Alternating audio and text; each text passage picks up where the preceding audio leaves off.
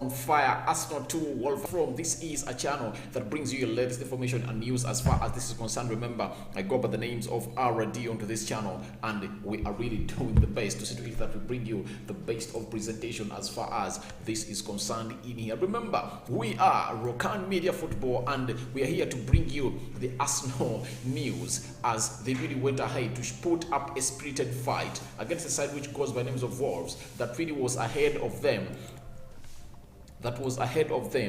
Into the 10th minute of the game after Gabriel did a very unusual mistake. That's something that we don't know about Gabriel. Gabriel is not a man who always blunders like that. He really put up a very bad back pass to Aaron Ramsdale, and that ball fell into Huang Hen Chen, and it fell into Huang Hen Chen did the needful and really cut off the goalkeeper and really placed an empty net in there. But Arsenal, into the 82nd minute, Nicolas Pepe came up and equalized with a very good goal, and in the 90 plus 50th minute, it's an own goal from Jose Sa in there. That is what was given in there for you. But all that and much more into the story here onto our channel. Now, Arsenal went into this game when they badly needed a win, because Arsenal had gotten a win against a side which goes by the names of Wolverhampton Wanderers. Remember the last game they played at the stadium of Wolverhampton Wanderers, and that game ended 1-0 in favor of Arsenal. And remember, Arsenal played the last 21 minutes when they were a man down in there, and remember that very well. So a player who goes by the names of Martinelli was sent off in there, and after he was sent off, things were not the same again in there. But in the game, if I told you never watched that game, it was all about Ramsdale starting goal, Cedric Soares coming in for Tomiyasu, Ben White and Gabriel playing into the double middle pivot, Kieran Tierney into the left back, Thomas Partey and Granit Xhaka into the double midfield pivot in there, Bukayo Saka playing onto the right attacking side of the midfield, Martin Odegaard playing as a central attacking midfielder, Gabriel Martinelli left attacking midfielder with Lacazette leading the line in there. That is the starting lineup of Arsenal. Nuno Tavares came in for a player who goes by the names of Nuno Tavares came in for a player who goes by the names of Kieran Tierney, and Nicolas Pepe came on for a player who goes by the names of Cedric Soares, and a player who goes by the names of Emily Smith-Rowe came in for a player who goes by the names... No, Emily Smith-Rowe didn't play a part. Edin Ketia came in for a player who goes by the names of Gabriel Martinelli in there, and that's how Arsenal really featured, and they really came up and gave a team which goes by names of Wolverhampton a beating of their life that most of them never expected to happen to them. But all in all, that is a spirited fight that Arsenal put up, and Arsenal getting such a result from such a match, it shows you that they are really so much focused onto the Champions League place in there. And Arsenal knows that when we go to the Champions League, we're really going to get lots of money from the Champions League, and secondly, we are really going to get in players that are not going to snub us again. Remember, players like Locatelli snubbed Arsenal because Arsenal is not in the Champions League. Even a player who goes by the names of Vlahovic snubbed a team which goes by the names of Arsenal because Arsenal went to the Champions League. And when you look at the scenarios that are really happening in at Arsenal, it shows you that they need to be in the Champions League to get in players that are really going to come on and help them do the needful in there for you. So Lacazette and a player who goes by the names of Pepe saving Arsenal onto that debate. All in all, there is a player who is an unsung hero into this game that most of you never noticed, and I've always come on here and really told you that the best player at Arsenal is Martin Odegaard, because he gives you that pass, that secondary assist. You get? He is so much involved into the Arsenal game to an extent that I'm asking myself, if Arsenal never had Odegaard, how would they even line up? Because I really feel like he doesn't need loads and loads of space to come up and really to make certain things happen. He doesn't need loads of space to make the chemistry happen, like you saw into that first goal of a team which goes by names of Arsenal versus Wolverhampton Wanderers, that saw him put up a chip to find a player who goes by names of Edin Ketia, and Edin Ketia just passed that ball to a player who goes by name Nicolas Pepe. Nicolas Pepe made a very good turnaround. It was it 360? No, it was not a 360. It was like 270 turn, and then he really placed that ball into the back of the net to give Arsenal a very good lead into that game. And Arsenal never looked back. They pressed and pressed and pressed and pressed and pressed until they really got themselves a result. They've come out and really celebrated in there, and their form is really on. And that's why I've told you that Lacazette is on fire, Pepe is on fire. And by the way, one positive should come out and really note about this team of Arsenal is Mikel Arteta getting Pepe back to form in the most times when he's needed, because Arsenal needs Pepe to be on his form more than never before, because these are games that Arsenal are having, and they've played now 20. Arsenal have played now how many? 24 games in there. 24 games played by Arsenal, and the remaining 14 games Arsenal needs Pepe to be on his best, because when Pepe is on his best, just know that you're really going to be having a lot of quality onto your bench, because Arsenal has been lacking quality from its bench, because the only player they could bring onto the bench and really do some great stuff is none other than Emile Smith-Rowe. You get? The others are not really up to the levels in there. But if at all you get Pepe to come in and really rescue you and give you to and put you to the level of really coming up and really getting 3 points in here, it shows you that it's really a very big plus to Arsenal. Even you saw Nketiah, because these three players were involved in both goals. Odegaard, Nketiah, and Pepe in there. The first one, it was Odegaard to Nketiah. Nketiah finding a player who goes by the names of Pepe. After finding Pepe, Pepe scores. The second goal that gave Arsenal a win, that was an own goal, it was Odegaard, Nketiah, Pepe, and Lacazette. All those four are involved in that game. So what does that show you? It shows you that Arsenal is really a team that is on fire, and it's a blessing for players like Nketiah and Pepe to find their form, because when you look at how Nketiah played, he really played very well. He looked like he had no pressure onto him. It was like the manager was telling him, please go and do your thing, and he came onto the pitch and did his thing. The same applies to Pepe. Pepe came onto the pitch and did his thing too, and he looked really great into that game, and very many people are really saying, oh, Pepe needs a start. No, Pepe does not need a start. Pepe needs to be coming off the bench, because the more you have more variety onto the bench, especially quality-wise, you're really going to come up onto the scene and really do wonders like Pepe did. Who expected Pepe to do that?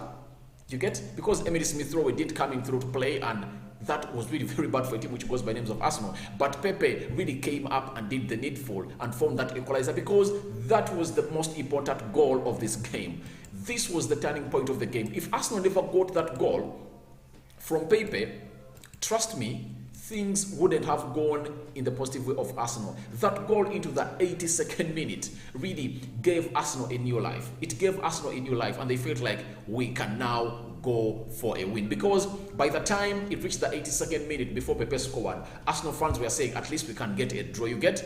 But the earlier this goal came up from Pepe, gave Arsenal a new dimension and thinking that, all right, everything is possible. We can really go in and fight strong and get in the 3 points in there. And that's what exactly happened, because Arsenal kept pressing and they kept knocking onto the door of the defense of a team which goes by names of Wolverhampton Wanderers, and things really opened up for a team which goes by names of Arsenal. Smash the like button, comment and share. This is Rokani Media Football. Arsenal won its game dramatically in there, and they've closed in onto the top 4 position in there. And Arteta is the most happiest man in there. After this game, Mikel Arteta had loads of things to say in there, because they were really happy. They celebrated as a team. They went into the center. They celebrated very well, and Mikel Arteta just knew that everything was so much onto the level. When you look at players like Thomas Partey, his game versus Wolverhampton Wanderers, he made 13 ball recoveries,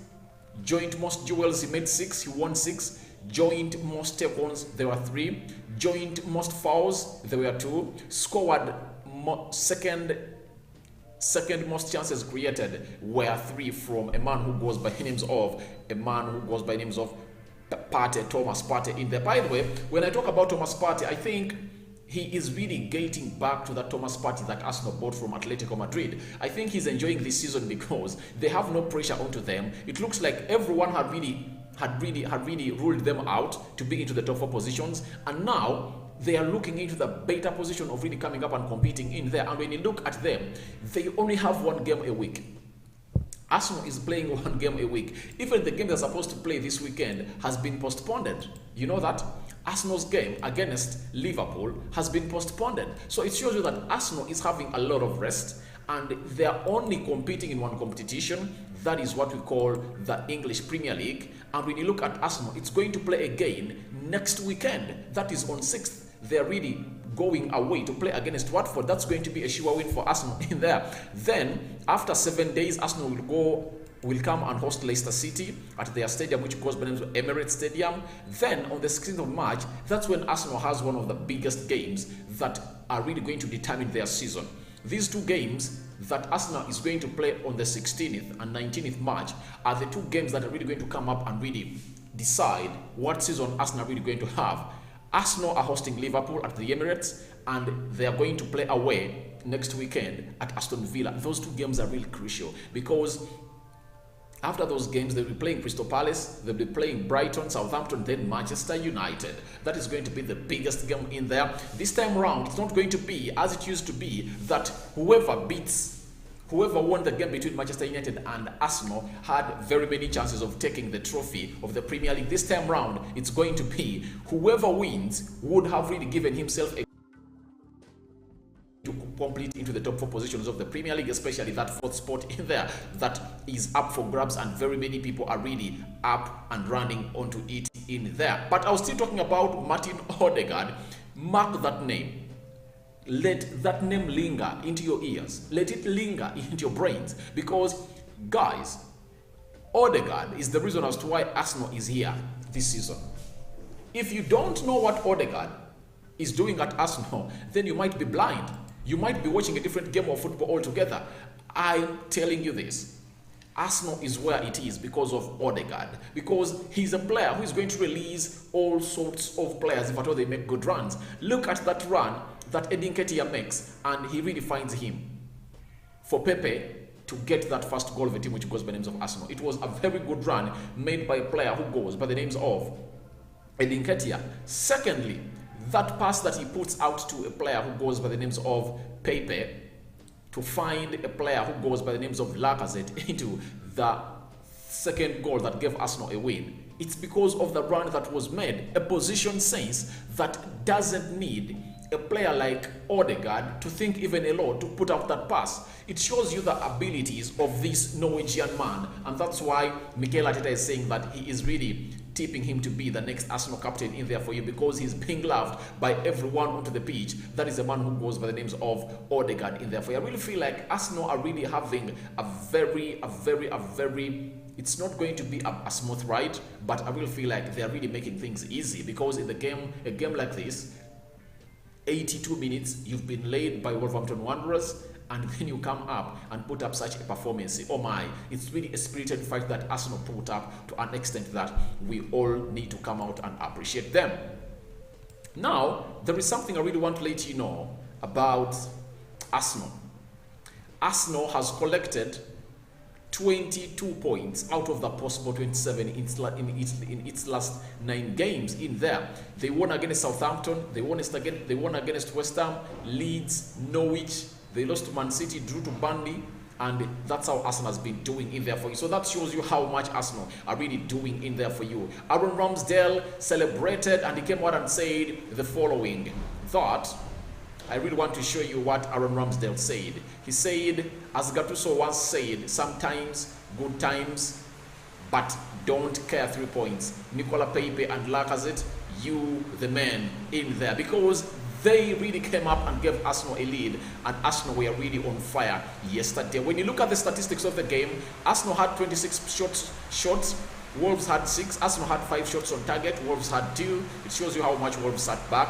56% ball possession for a team which goes by the names of Arsenal, 44% for Wolverhampton Wanderers, 508 passes completed by a team which goes by the names of Arsenal, 407 passes were completed by Wolverhampton Wanderers, 82% passing accuracy for Arsenal, and 74% for a team which goes by the names of Wolves.